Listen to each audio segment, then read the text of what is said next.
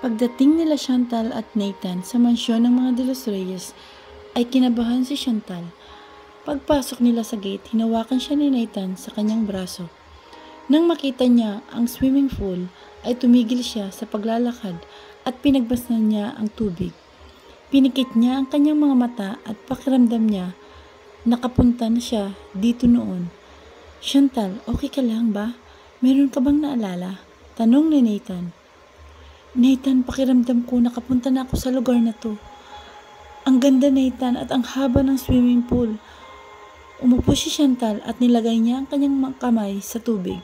Para siyang bata na naglalaro at priceless ang kanyang mga ngiti. Chantal, gusto mo bang maligo? Meron naman tayong swimming pool sa bahay, pero bakit hindi ka nag-react ng ganyan? Tanong ni Nathan kay Chantal. Nathan, parang nakita ko na to noon. Di ko maalala, pero Nathan, nakita ko na talaga ang lugar na to eh. Saan ni Chantal? Chantal, dahil dito ka nga nakatira noon, kaya meron kang naalala. Di ba sabi ko sa'yo, nakakatulong ang pagpunta natin dito. Punasan mo na ang kamay mo at lumapit na tayo sa kanila. Nakatingin na silang lahat sa atin. Tura ni Nathan habang pinupunasan ang kamay ni Chantal. Nakatingin sa kanila si Miguel sa terrace at kitang-kita niya ang pagkunot sa mukha nito. Sinalubong sila ni Violeta at Alea. Magandang gabi po, ma'am. Kumusta po kayo? Ako po si Chantal Aldiger, fiancé po ni Nathan. Magalang na bati ni Chantal at nakipag-shake hand siya kay Violeta. Hello, ma'am Violeta. Good evening po, sabi ni Nathan. Good evening din sa inyong dalawa. Salamat at pinaunlakan nyo ang imbitasyon ko. Sinadya kong dito na lang sa labas maglagay ng dinner. Bukod sa maganda ang paligid, napaka-fresh pa ng hangin. Umupo kayo, Miss Aldiger. Nathan, sana magustuhan nyo ang pinahanda ko sa inyo. Saad nito habang nakatitig sa mukha ni Chantal. Ma'am, I'm sorry if na-curious po kayo sa maskara ko. Meron po kasi akong tinatagong balat sa mukha. Nahihiya po ako kaya nakasanayan ko nang gumamit ng maskara mula pagkabata. Sana hindi po kayo ma-offend dahil nakasuot ako ng maskara. Saad ni Chantal habang nakangiti. Huwag mong isipin yan, iha. Naiintindihan kita. Nathan, ang swerte mo sa girlfriend mo. Ang bait at magalang pa. Kailan ang kasal nyo? Madaliin mo na, Nathan, para hindi ka na maagawan. Nakangiting sabi ni Violeta. Next year po, Ma'am Violeta. Secured naman kami sa isa't isa, kaya di muna namin mamadaliin. Seryosong sagot ni Nathan. Nakita ni Chantal na lumabas na sina Miguel at Talea. Tumayo siya at binati nito ang dalawa. Nag-respond si Miguel, pero si Talea hindi. Nakita ni Chantal si Lester na natutuwa itong makita siya. Tita Chantal, hello po! Lumapit sa kanya si Lester at niyakap siya nito, sabay halik sa pisngi. Natutuwa si Violeta sa kanyang nakita dahil close si Lester kay Chantal. Hi Lester, okay lang ako. Ikaw, kumusta ka na? Tanong ni Chantal. Tita, masaya po ako kasi nandito na po ang lola Violeta ko. Saad ng bata habang nakangiti. Lester, close pala kayo ni Miss Chantal. Nakakatuwa naman na masaya ang apo ko na makita kanya, Miss Chantal.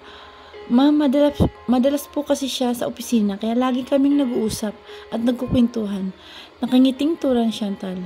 Mabuti naman kung ganun, mabait na bata si Lester at hindi matigas ang ulo. Miguel, bakit ang tahimik nyo? At ikaw Talea, wala ka ba sa mood? Bakit ka nakasimangot? Sige na kumain na tayo habang mainit pa ang pagkain. Saad ni Violeta, marami silang pinag-uusapan about business. Nag-enjoy naman si Chantal dahil mabait naman si Violeta. Inikot niya ang kanyang mga mata sa paligid at ang gaan ng kanyang pakiramdam at masaya ang kanyang puso sa bawat ngiti ni Violeta sa kanya. Nakita niya ang mga pagsulyap ni Miguel sa kanya pero hindi niya ito pinapansin. Ma'am Violeta, pwede po bang gumamit ng restroom? Tanong ni Chantal. Sure, Miss Chantal, walang problema. Halika, samahan kita, saad ni Violeta. Pero tumayo si Talea at siya na ang nag-offer na sumama kay Chantal. Mami, mauumupo na kayo, ako na ang bahala kay Chantal, saad ni Talea. Pero hinawakan siya ni Miguel at pinaupo. Alam ni Miguel na hindi maayos ang loob ni Talea kay Chantal, na nakikipagplastikan lang ito, para hindi mapagalitan ni Violeta. At alam niyang meron itong gagawin na hindi maganda kapag magkasama sila ni Chantal. Yaya Karina, halika, samahan mo si Chantal sa loob para makagamit ng restroom. Tura ni Miguel kay Yaya Karina. Lumapit agad si Yaya Karina at tumayo na rin si Chantal. Pagpasok na Chantal sa loob, di mapalagay si Talaya. Kumakati ang kanyang mga paa at kamay. Gustong-gusto niyang awayin si Chantal. Napansin siya ni Violeta, kaya sinita siya nito. Talaya, are you okay? Hindi ba kayo close ni Chantal? Nakita ko na mabuti siyang babae. Ang swerte mo, Nathan, dahil ikaw lang ang nakakita ng totoo niyang mukha. Ngumiti si Talaya at umirap ang kanyang mga mata. Mami, hindi po siya mabait. Pakitang tao lang ang lahat. Siyempre, may-ari ng company ang kanyang kausap. Saan ni Talaya? Talaya, matanda na ako. At alam ko kung paano mangilatis ng tao. At ikaw, Talaya, ibang-iba ka na rin sa dating Talaya. Pero naiintindihan kita. Baka nga epekto lang yan sa ginawa ni Vanessa sa'yo. Pero pinagdarasal ko, palagi na sana bumalik ang ugali mo. Noong una kitang makilala dahil ganun ang Talaya ang nagustuhan ko. Seryosong saad ni Violeta. Napangiti ng bahagya si Nathan sa sinabi ni Violeta. Alam niyang prangka ito at medyo matabil ang dila. Ma'am Violeta, mabait po talaga si Chantal. Opo, ang swerte ko kasi ako lang ang nakakita sa kanyang totoong mukha. Bukod sa kanyang mga magulang, Talaya, kung anuman ang dahilan sa galit mo kay Chantal, kalimutan mo na yun para sa katahimikan ng lahat. Mahal na mahal ko siya, hindi niya magagawa ang mga bintang mo sa kanya. Nakangiting tura ni Nathan. Hindi may pinta ang galit sa mukha ni Talaya dahil pinupuri ni Violeta si Chantal. Gusto niyang sumigaw sa galit dahil naiinsulto na naman siya ni Violeta. Nathan, maraming salamat dahil pinaunlakan niyo ng fiancé mo ang imbitasyon ni Mami, sabi ni Miguel. Nathan, invited kayo sa susunod na araw. Wedding anniversary nila ni Miguel at Talaya. Siyempre, gawin nating memorable para mas makaangat pa tayo ng maraming buyers. Mag-invite tayo ng media para malagay ito sa front page. News, technique yan para mas sumikat pa ang ating company. Nakangiting turan ni Violeta. Natutuwa si Talaya sa kanyang narinig at sa wakas numiti na rin siya at nagpasalamat kay Violeta. Halos lahat na bisita nila Miguel ay mga big-time businessman, ang gara ng mga gown at halos lahat ay nakagown at nakatoksido. Samantalang hindi naman nagpatalbog si Chantal sa kanyang suot na gown. Kulay pula ito at hanggang singit ang slit. Nakasuot pa rin siya ng maskara. Halos lahat ng mga tao ay nakatingin sa kanya. Habang naglalakad siya sa loob ng mansion, kasama niya si Nathan. Nakita sila ni Vanessa at agad naman itong lumapit sa kanila. Mabuti Chantal, pinaghandaan mo talaga ang wedding anniversary namin ni Miguel. Ha, ang ganda mo naman sa suot mo. Daig mo pa ang reyna ng mga Diyosa. Nakapula ka. Hindi halata na in love ka nga. Nakangiting saad ni Talaya. Thank you Talaya, pero compliment ba yan o pang-asar? Ha, by the way, thank you. Thank you. Excuse me, gusto ko lang batiin ang mami at daddy mo Talaya. Maiwan na kita. Nathan, samahan mo ako please. Gusto ko silang batiin. Saad ni Chantal. Lumapit si Chantal kay Veronica at kay Victor. Humalik siya sa pisngi ng kanyang mami at daddy. Hello po tita, tito, kumusta po kayo? Pagbati ni Chantal. Hello Chantal, okay lang kami. Ikaw, Iha, kumusta ka na? Ang ganda mo, Iha. Kahit nakasuot ka ng maskara. Saad ni Violeta. Yes, tita. Nagmana po ako sa ganda nyo. Nakangiting saad ni Chantal. Thank you, Iha. Halika, gusto mong tumabi sa amin? Tanong ni Veronica. Tita, sige po. Thank you, tita. Saad ni Chantal. Tita, kumusta na po kayo, tito? Tito, kumusta? Pagbati ni Nathan. Okay lang, iho. Medyo malakas pa rin sa awa ng Diyos. Saad ni Veronica. Nathan, kumusta ka na? Maraming salamat. Masaya ka na ngayon kay Chantal. Hindi na ako mag-aalala na baka broken-hearted ka pa rin. Saad ni Victor. Ngumiti lang si Nathan at tinapik-tapik niya ang balikat nito. Samantalang si Talaya hindi siya mapalagay dahil hindi pa dumarating si Carlos. Hayop ka Carlos, nasaan ka na? Gusto ko sa gabing ito, paglamayan na si Chantal. Malanding babaeng yan, gusto pa niya na siya ang center of attraction. Mamatay ka na ngayon, Chantal, kaya okay lang na pagbigyan kita sa kalandian mo. Nakita ni Vanessa na lumapit si Miguel at Lester kay Chantal. Umusok na naman ang ilong niya sa galit. Lalo nang halikan ni Chantal si Miguel sa pisngi at niyakap pa nito si Lester. Lalapitan sana ni Talia si Chantal at Miguel pero biglang lumapit si Carlos sa kanya. Vanessa, ready na ang lahat. Simulan mo na ang party para mag-enjoy ka kasama si Chantal. Saad ni Carlos. Carlos, bakit bang tagal mo? Patayin mo na siya ngayon din. Alam ko ayaw ko nang makita ang babaeng yan na malayang nakikipaglandian sa asawa ko. Kanina pa ako nagtitimpi sa hayop na Chantal na yan. Matatahimik lang ako kapag patay na ang hayop na yan. Okay na kami ni Miguel. Pinatay na natin si Talia pero gustong sumunod ang Chantal na yan. Habang nagpipigil pa ako, Carlos, ilayo mo siya sa paningin ko. Singhal nito.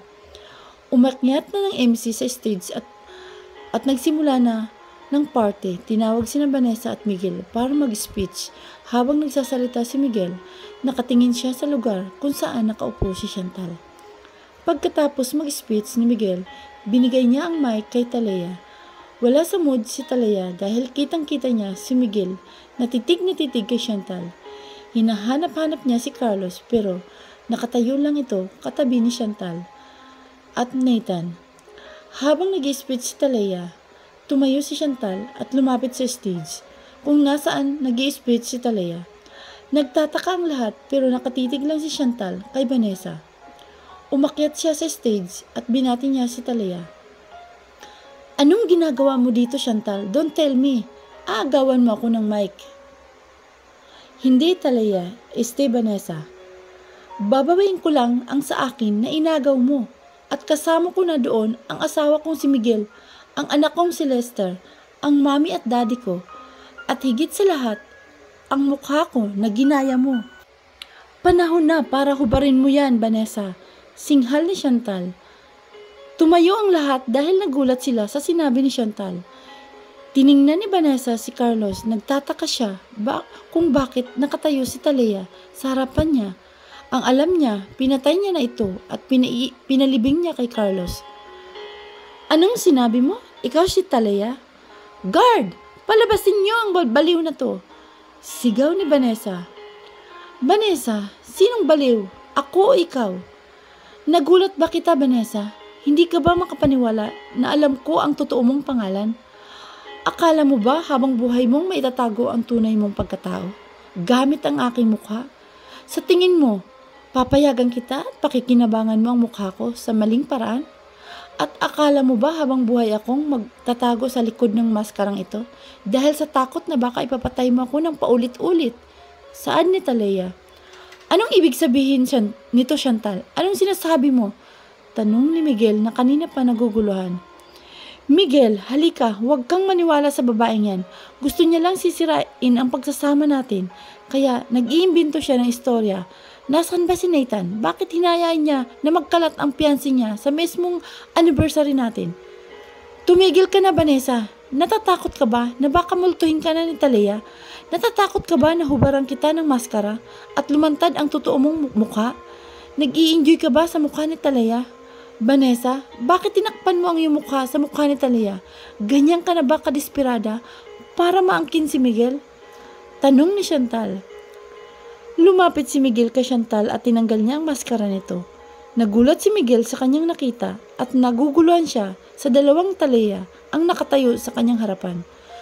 Anong ibig sabihin nito? Bakit magkamukha kayo ni Talia? Tanong ni Miguel. Miguel, hindi si Talia ang kasama mo. Siya si Vanessa. Ginagamit niya ang mukha ko para makuha ka niya. Pinatay niya ako at pinalibing kay Carlos. Kinuha niya ang baby ko at pinatay niya ako. Niligtas ako ni Carlos at ang kanyang lola. Hindi alam ni Vanessa na buhay pa ako. Ang alam niya, patay na ako. Kaya kampante siyang gamitin ang mukha ko. Pero hanggang dito ka na lang, Vanessa. Dahil panahon na para gumising ka na. Tapos na ang panaginip mo. Galit na singhal ni Chantal. Miguel, huwag kang maniwala sa kanya. Sinungaling siya. Ako si Talia. At siya ay si Vanessa. Ako ang totoo mong asawa, Miguel. Hindi ang fake na yan. Sigaw ni Vanessa. Naguguluhan si Miguel, hindi niya alam kung kanino maniniwala dahil pareho ang kanilang mga mukha. Miguel, huwag ka nang maguluhan dahil nagsasabi ako ng totoo. Ako ang iyong asawa at hindi ang babaeng yan. Manluloko kayo. Sino ang tumulong sa'yo para sirain kami ni Miguel? Si Nathan ba? Kaya nagpapanggap kayo na magsyota? Ang galing niyong dalawa. Miguel, tumahag tayo ng pulis. Ipahuli natin si Vanessa. Di ba matagal mo na siyang hinahanap para magbayad sa ginawa niya sa akin? Ito na siya, Miguel. Kailangan niyang mabulok sa bilangguan. Kailangan niyang pagbayaran ng lahat. Galit na singhal ni Vanessa. Napailing si Talia dahil napakatigas ng mukha ni Vanessa. Ipagpipilitan pa talaga niya ang kanyang kasinungalingan. Vanessa, ganyan ka na ba talaga kadesperada? Huling-huli ka na nga, nambibintang ka pa. Hindi ka umamin sa pagpatay mo sa akin. At ako ngayon ang fake at ikaw ang tunay.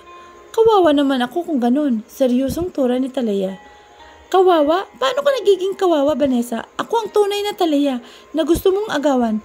Tahimik na ang buhay namin ni Miguel, kasama ang anak namin na si Lester. Pero paano mo nagawang magpanggap na ibang tao para lang makapasok sa buhay namin ng pamilya ko? Para sirain kami. Wala ka ng awa, Vanessa. Nagpanggap kang Chantal. Hindi na kayo nahiya. Pareho kayong dalawa ni Nathan. Gagawin ang lahat, makasira lang ng pamilya. Sigaw ni Vanessa. Wow! Ang galing mo talaga, Vanessa.